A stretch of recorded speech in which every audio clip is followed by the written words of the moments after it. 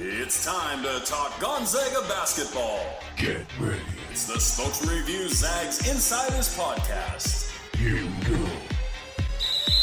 Here's Jim Meehan and Richard Fox. Welcome back to the Zags Basketball Insiders Podcast. Jim Meehan from the Spokesman-Review, Richard Fox, television analyst on Gonzaga basketball games locally.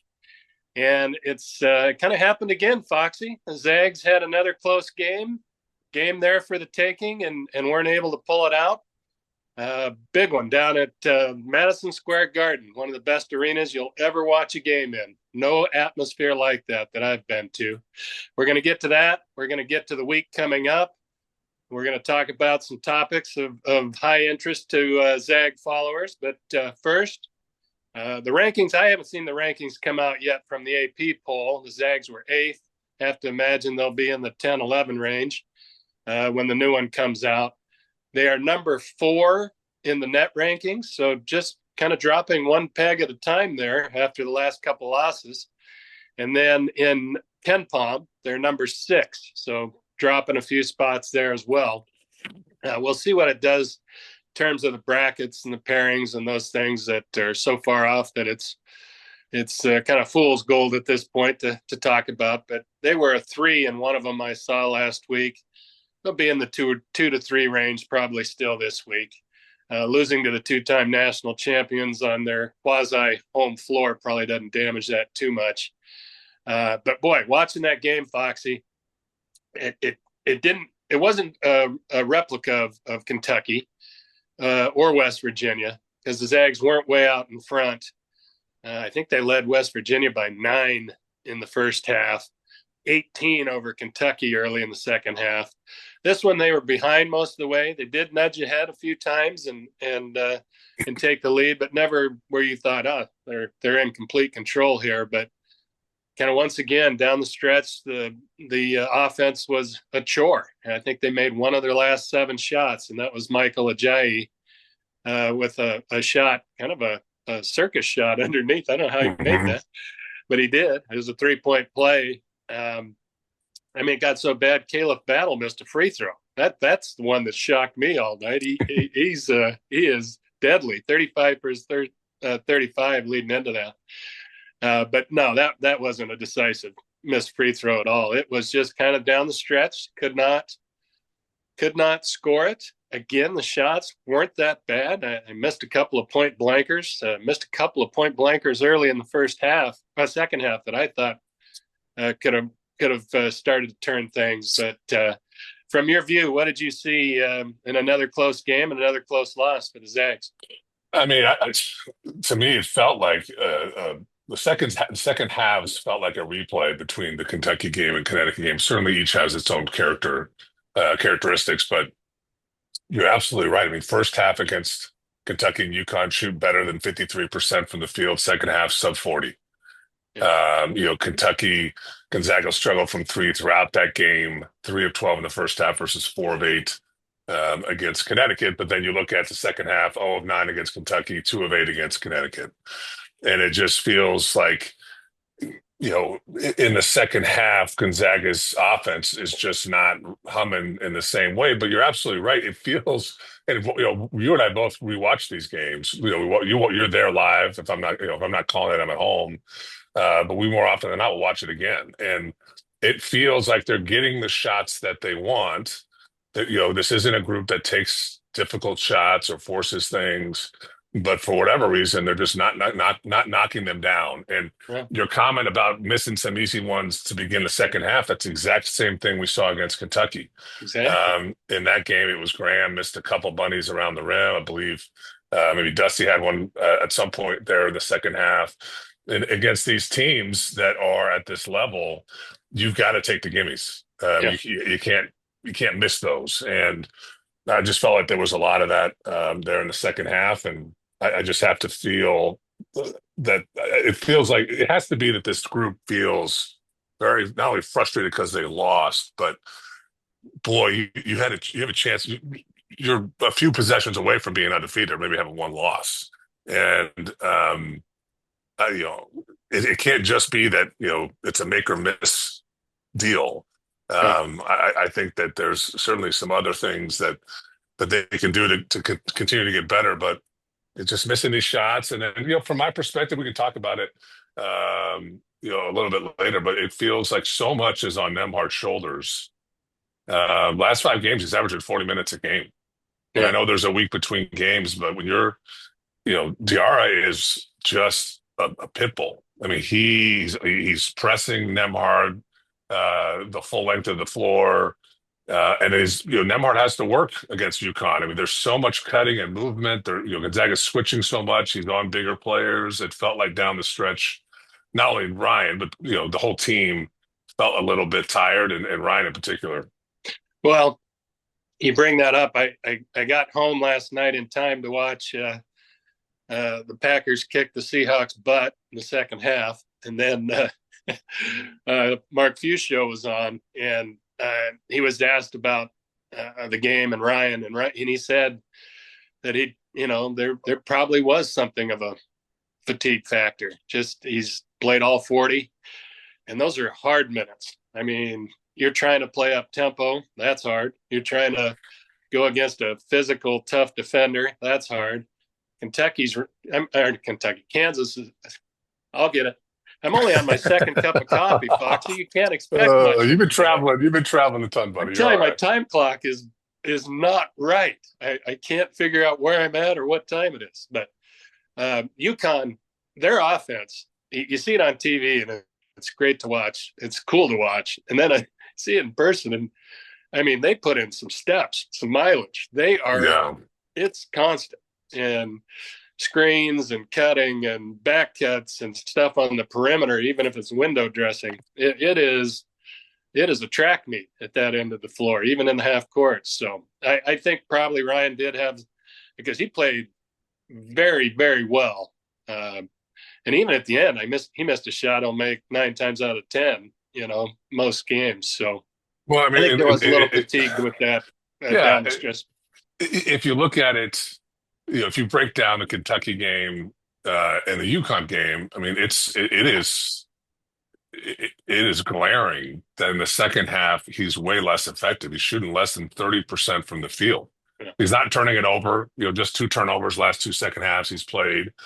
But against UConn, just 1 assist there in the second half, and 6 points, 2 of 8.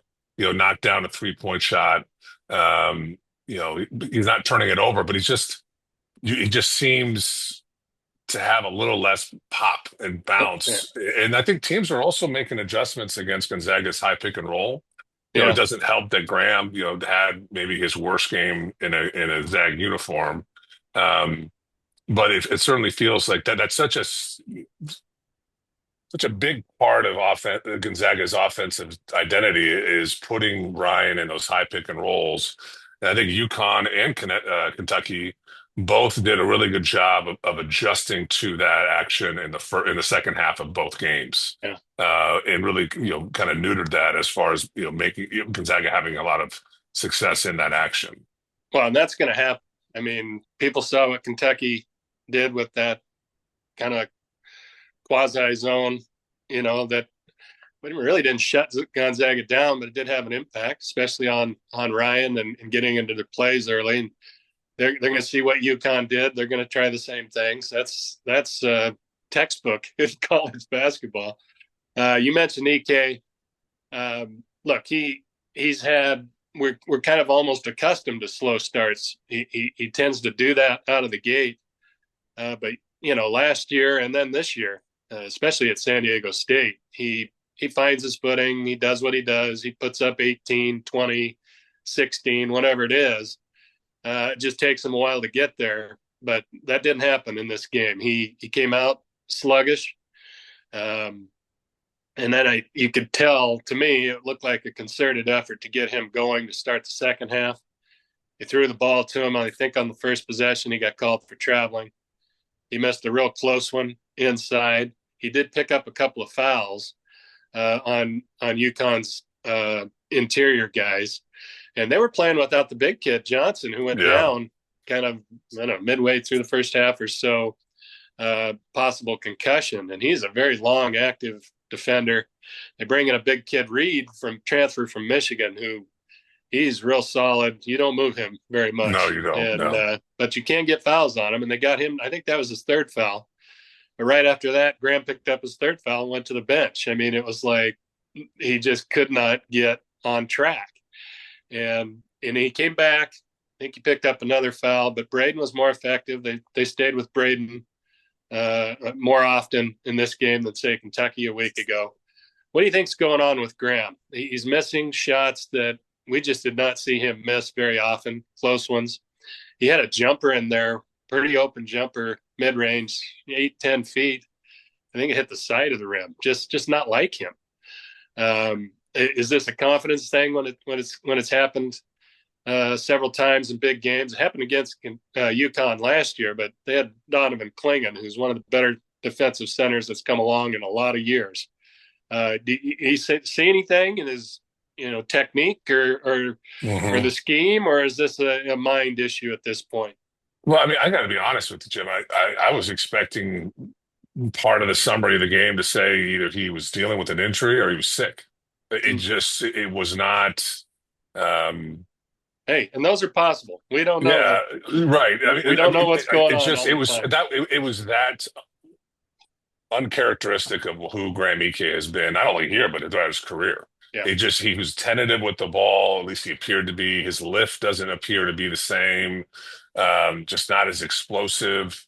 Certainly Kentucky and UConn. They've got the size up front and the length up front where, Graham's 6'9", so he's undersized, even at the college level. I mean, 6'9" is plenty tall, and he's strong enough and covers, occupies enough space where I don't think him being 6'9" is necessarily a disadvantage. But against both these front lines, certainly he's playing against bigger guys, longer athletes, guys in Reed, Garrison, who have some strength. He's not going to be able to move them around in the same way.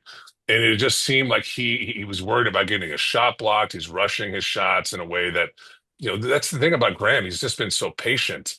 And he's filled the low post role of Timmy in such an effective way. I mean, no one's like Drew.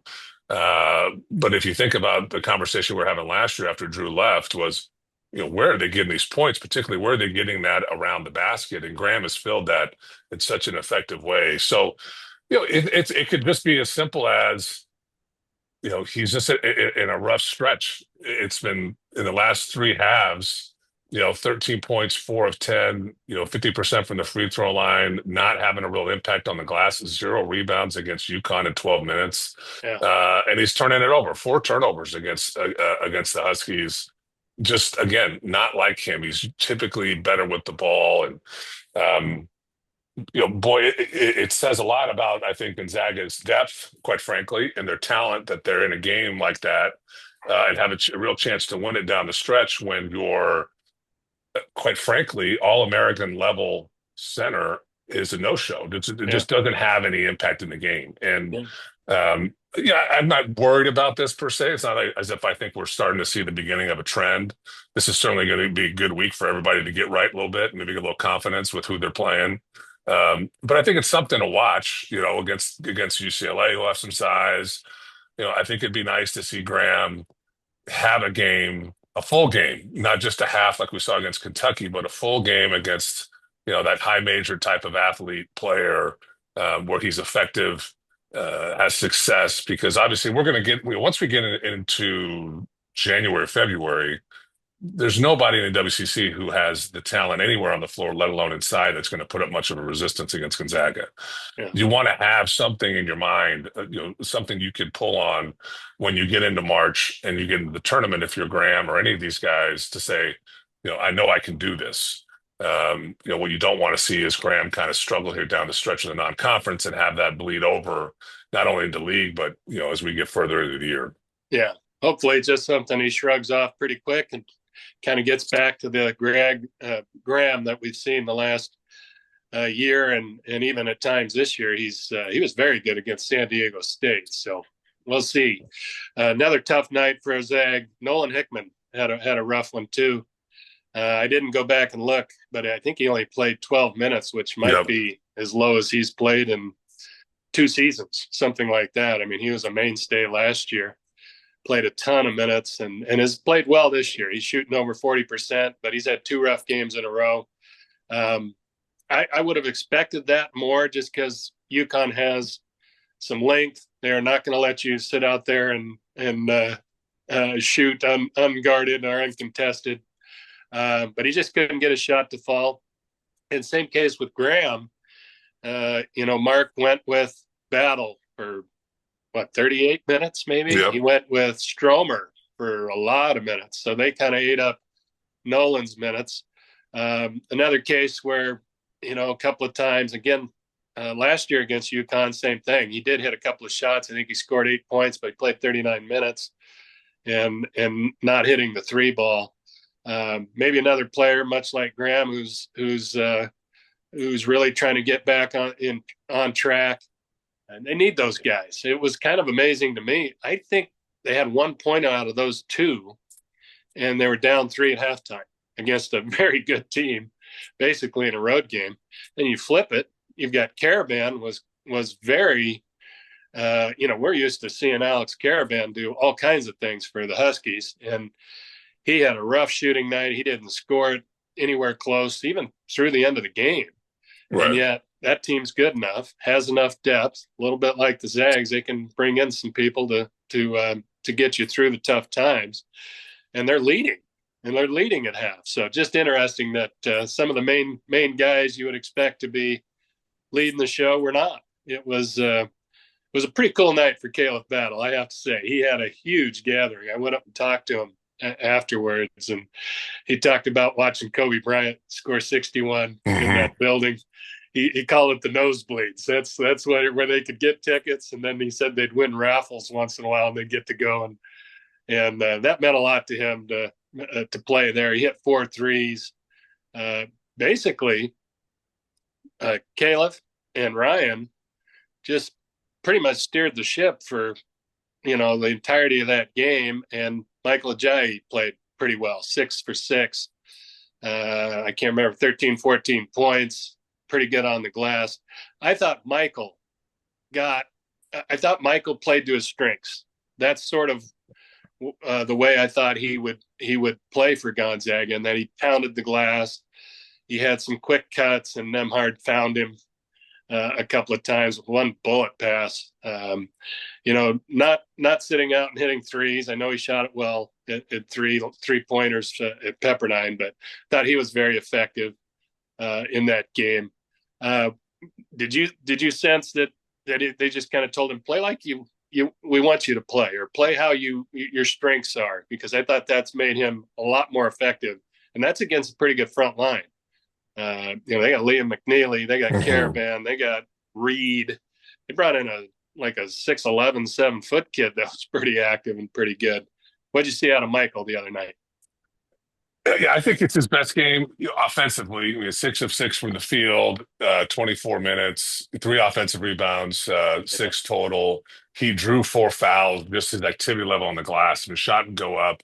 I thought he was pretty good defensively. Certainly, I mean, this is what UConn does to you. There's so much movement, back cutting. You're right. A lot of it's window dressing just to keep you moving. And if you make a mistake, it just feels like, they make you pay every time. They may miss a shot, but they're getting the shot that they want. And it was a handful of possessions maybe where Mike got lost, or there was a mistake on a switch or on a back cut. But generally, I thought it was the best game he played. You saw the benefit of his physicality, his athleticism, and that's going to be how he's going to be effective. They're not calling. There's no offense being run for Michael. He's very much on the weak side. He's crashing the glass. He didn't take a 3, I don't believe. He's been trying to get going from the 3-point line, didn't settle for any of those. So I thought he was really, really effective. And they needed, all of those 14 points. With respect to, Battle, it was so impressive. I think that game gets away from Gonzaga, and that thing's over in the first 7-10 minutes if he doesn't start hitting some of those shots.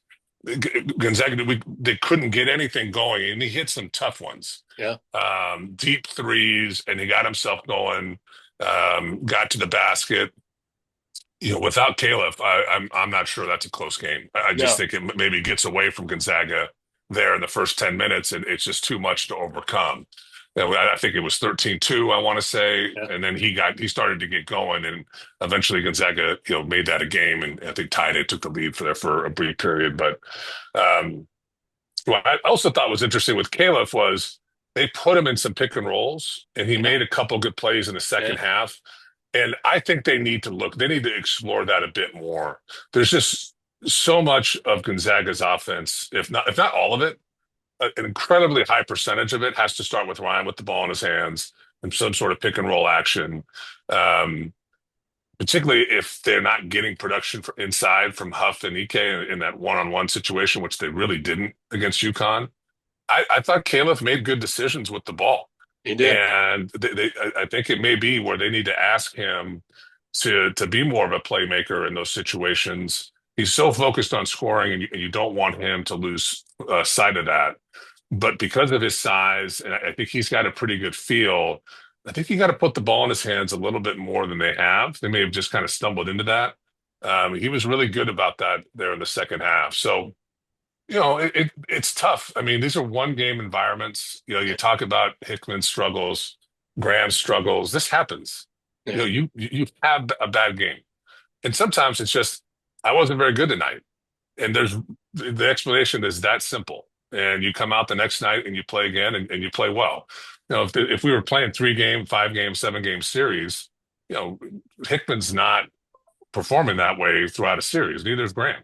Yeah. Right? You make adjustments, you figure things out, and that's the beauty of this deal. But also the tough part of this deal is if you have main guys have an off night, it can really hurt you. But I mean, think about that. 1 point in the first half from two of your starters, two of the guys who produce for you on a regular basis, and you're in the game.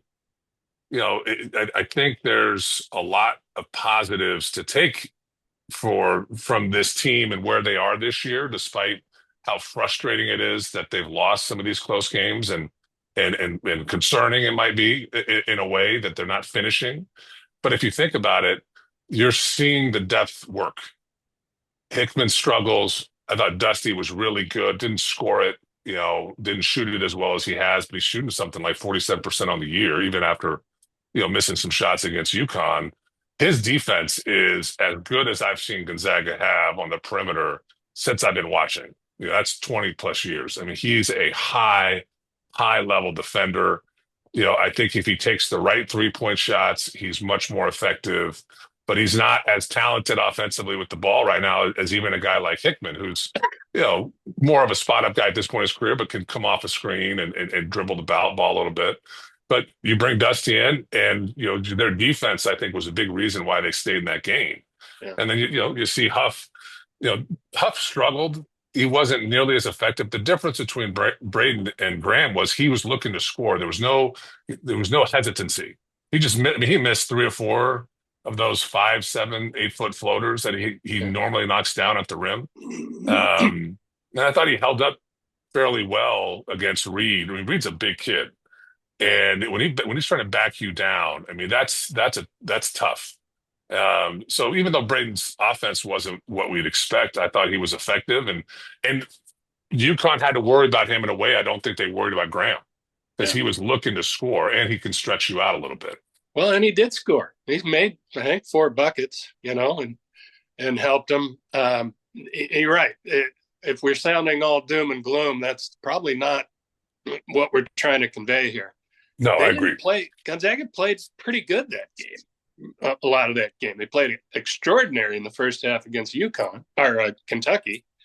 And their defense wasn't bad. I thought in crunch time their defense was solid, maybe just not as locked down as they needed to. They got stung by some offensive rebounds early on, but kind of got that fixed a little bit. UConn just has a relentlessness to them. I think I made up a word there, but they do not. You watch them, and you're not going to look at a possession and go, "Yeah, they're they're up 12. We're going to guide. We're going to coast here. We're not going to guard here. They don't. They are all out every play, and the intensity in that building is it's remarkable. Mark Few called it like a prize fight almost. I mean, and it is something else. But Caleb said something that kind of underscores what you were talking about. I asked him about late game execution and struggles, and he said it's December. Look back to last year, the Zags really didn't figure it out till February when they went to Kentucky. They started rolling in league, but you always had that qualifier of, well, they're beating teams that they should be beating. Then they went 1-0, and all of a sudden it was, they're coming together, and this is December, mid-December. They've got another huge game still in December coming up, so there is a lot of time. Let's put it this way: you can't get any closer to being undefeated than they are. If literally one shot or one stop in 3 games, and they're sitting at 10-0 and probably number 1 in the country and all those things. But it's not how it's gone. They've got time to kind of figure out some of the issues that have hit them. I do want to mention one kid, Liam McNeely, the freshman for UConn, and I just reading through stuff before, and he's from Richardson, Texas, highly recruited, 6'7" forward, and wears the white headband, and scores it in a variety of ways. And it kind of hit me. He played at Pierce High, where Drew Timme was a star there, and he played 1 year with Drew's younger brother Walker, who's down playing at College of Southern Idaho. So I did find Liam's mom in the crowd, Ashley, I believe. Talked to her for a while. Turns out they know the Timmies very well. Live 1.5 miles apart. Of course. I think Megan's on the school board, or was on the school board down there. But the age difference, what is it, maybe 5-6 years, Drew and Liam.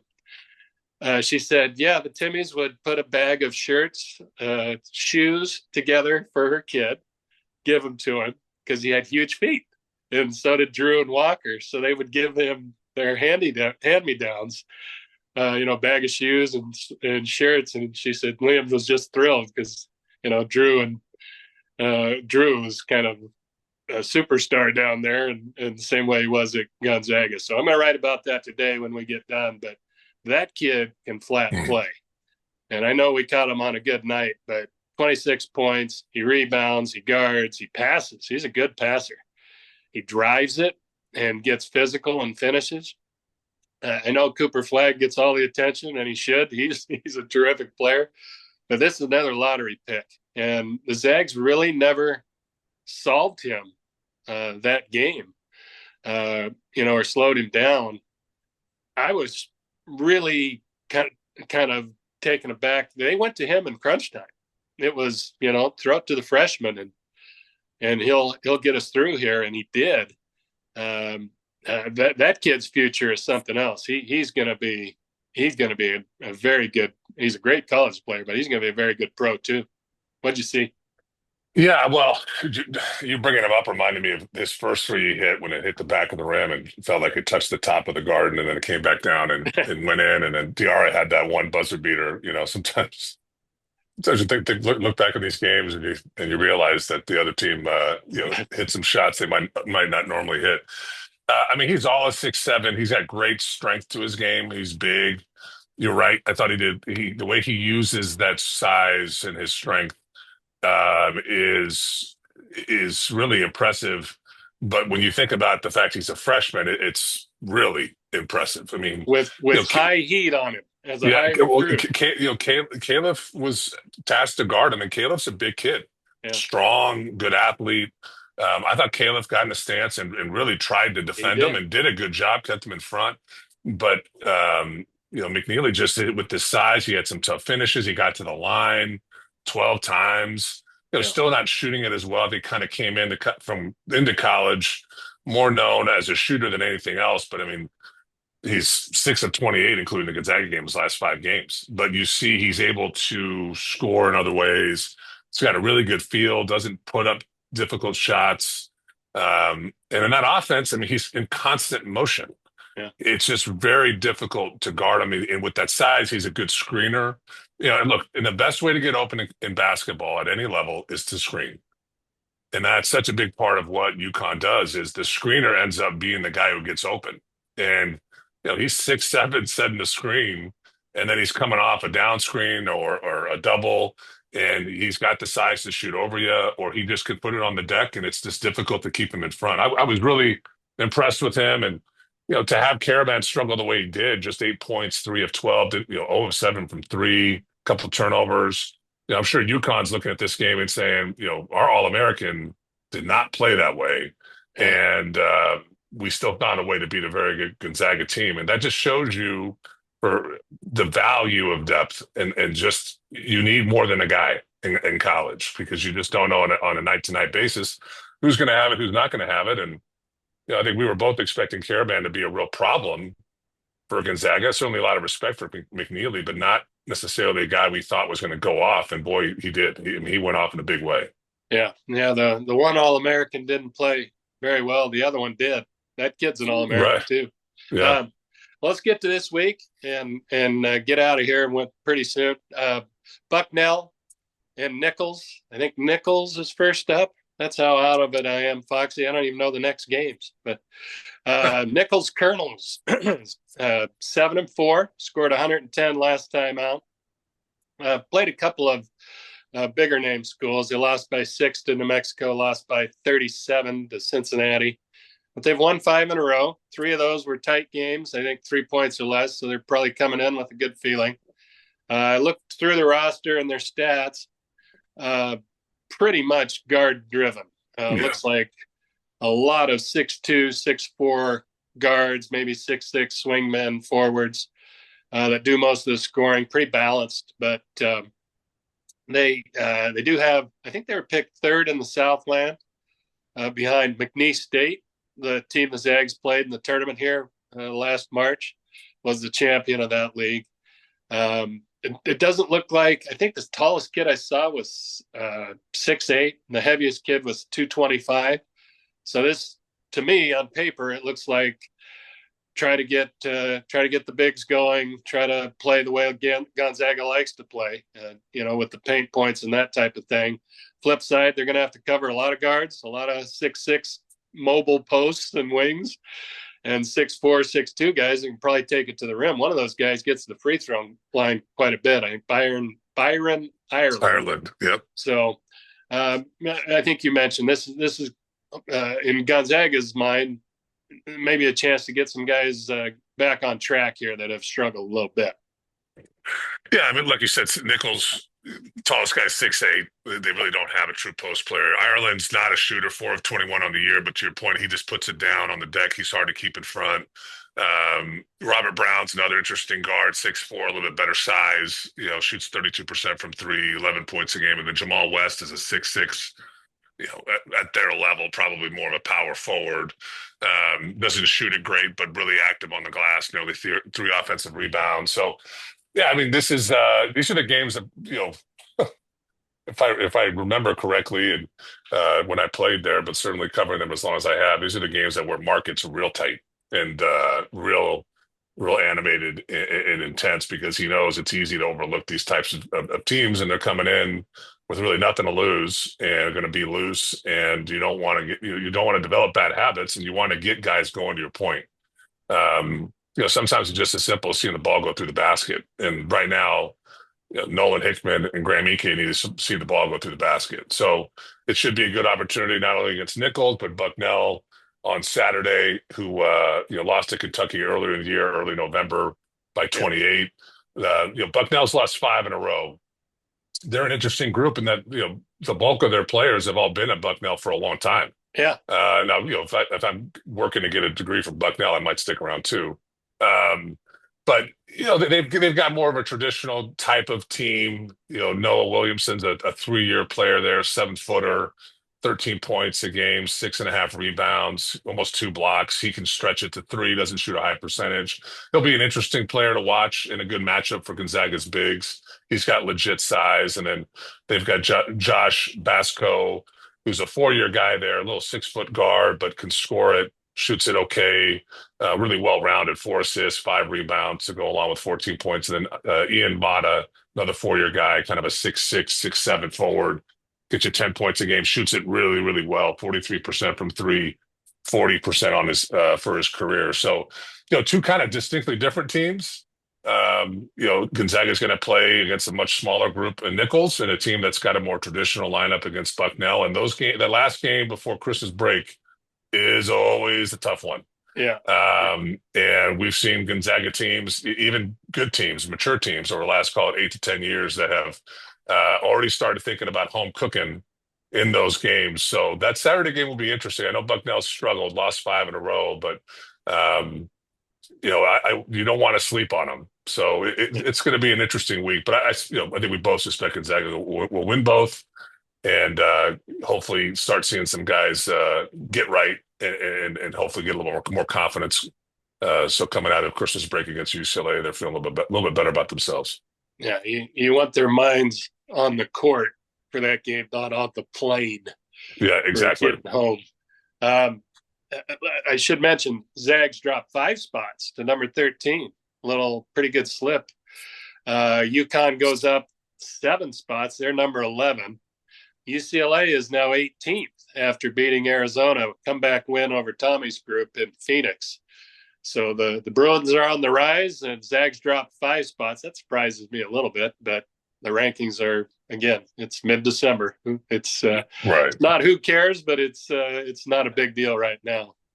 Some general topics here, and we've kind of talked about this ad nauseum, really. But these 3 losses, I think 2 in overtime. 1 by 1, 1 by 6, 1 by 8. Games that were right there for the taking. And common thread is the offense not quite as sharp down the stretch. We talked about Nembhard playing time, and he's mortal. He's human. Mm-hmm. He's playing out of his mind, but he is a human being. I guess they're just not delivering when it matters the most sometimes. I assume you've been through this. You practice it. You try to simulate it. You put the clock on 9 or 12 seconds, whatever you want. You do that all the time, but I guess until you do it on the floor in those situations, that's what gives you the true confidence to know you can do it. Do you, with the experience they have and the guys they've played together, to me, it's almost like the 3-point shooting. They've got guys who can shoot it. They really do. I don't think they're out of their minds shooting it and going to shoot 42% on the season as a team. That's very rare, but I did see them in that 38, 39% with the kick out pass from inside if they're doubling Graham and good looks. Same thing kind of with going down the stretch. You've got one of the best point guards. You've got great center. You've got wings that can shoot it. Did you envision this being any kind of a problem coming down the stretch of games with the kind of experience and the kind of guys who've done it in the past? Did I anticipate this? Yeah. Could you have seen this of the worries you had preseason? Yeah. Mine were defensive rebound. Well, you said Caleb had mentioned it's December, and then you did reference. Last year it wasn't until February. But if we remember last year's team, there were so many questions. You lose Drew Timme, among others. I don't think we anticipated coming into this year when you return 81% of your minutes, you're scoring whatever it is, that you'd have some of these growing pains. But with that being said, you're playing really good teams. You have to adapt, and you can't overreact is the first part. You can't overreact to, first off, the UConn game and Kentucky game were awesome basketball games. They were great games. Someone has to lose. All right. And if you're certainly Gonzaga, you're immensely disappointed that you lost both of them, but there were great games, well played, and you're never going to pitch a perfect game. So the first thing, you do not want to overreact to what's happening and the outcome. Yeah. But what you do want to do is you want to dig in and understand, what's the common themes, if any, about why we're struggling down the stretch, and how can we address those themes. And to me, certainly not, neither one of us are nearly as involved in behind the scenes, understanding every nuance and every detail of what they're trying to do in these games. But I think they have to find a way against these teams to both give Ryan 3 minutes, 4 minutes off his legs, and I think they need to explore allowing other players to create a little bit of offense, either in the pick and roll or in Caleb's situation, one-on-one. Yeah. They've got the valve of just throwing it inside to Graham and Huff. And when those guys are going, then it feels like this team is pretty difficult to beat because you've got real balance where, now Ryan can bear the brunt of that offensive creation on the perimeter, but you've got those two inside. But when those guys are struggling because of matchups, because it's not their night, somebody else on the perimeter needs the ball in their hands. And we're not talking about 30% of the time.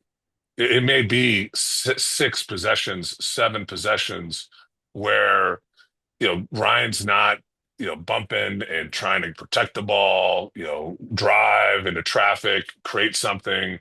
And you're giving teams a different look. I do think it can feel that Gonzaga's offense, particularly that high pick and roll, as effective as it does feel a bit predictable. And I think if you're seeing that over and over and over again, good teams with good coaching are going to make adjustments. And I think we've seen that in the last 2 second halves where they've made that action and Ryan generally less effective with the ball in his hands. His assist numbers aren't quite the same. His impact, getting other guys involved is not quite the same. It may be a bit that they're guarding him more to make him a scorer than a facilitator. But whatever the reason is and what they're doing, you just have to tweak it and give teams a little bit of a different look. So that's my takeaway. But again, you can't overreact here.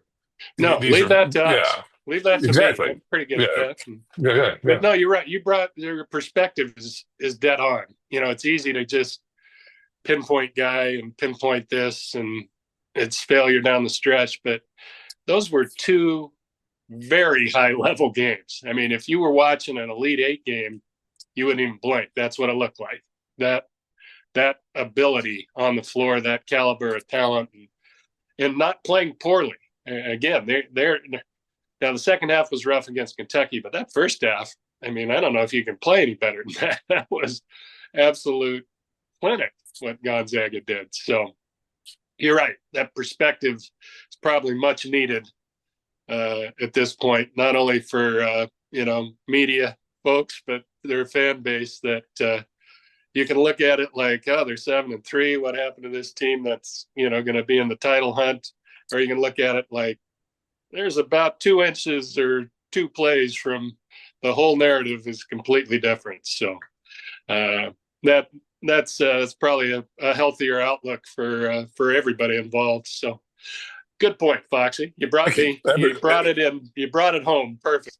Every once in a while, I'm helpful.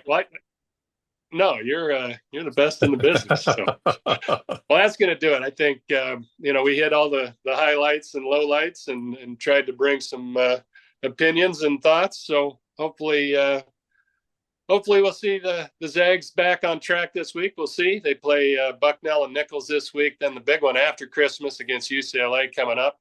You can always catch us every Monday. Put it in your calendar. Put it in your appointment book. Every Monday, we join you for about 40 minutes or so.